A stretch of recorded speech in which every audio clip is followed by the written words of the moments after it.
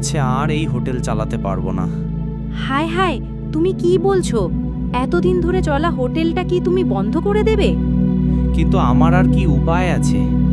আমাদের হোটেলের দাম খুবই কম, কোনো রকমে চালাচ্ছিলাম, কিন্তু এই বর্ষার দিনে আর পারছি না। বর্ষাকালে কাস্টমার কমে যাওয়া স্বাভাবিক, কিন্তু যারা রোজ আসে তাদের কথাও ভাবতে হবে। আমি তো দান খয়রাত চালাচ্ছি না। বাজারে বেগুন, টমেটো নেই, পটল, ঝিঙে দেখেছো দামে, মাছ তো দূরের কথা। তাহলে আজ খিচুড়ি করি, আলু আর পেঁয়াজ দিয়ে হবে। খিচুড়ি? হ্যাঁ, বর্ষায় মানুষ খায়, দেখি চালিয়ে নি কয়েকদিন। আমি কিছু সবজি কেটে রেখেছি, লাবড়া করে ফেলি। হ্যাঁ করো।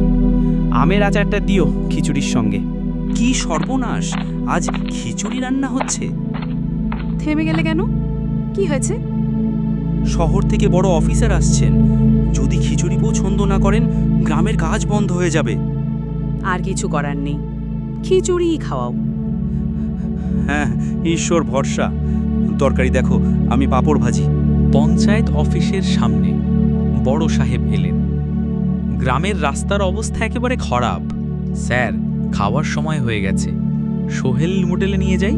ঠিক আছে, চলুন। সোহেল, মাছ মাংস কই? স্যার, বর্ষায় বাজার খালি। খিচুড়ি, লাবড়া আর আচার আর পাঁপড় করেছি। আহ, গন্ধেই মন ভরে গেল।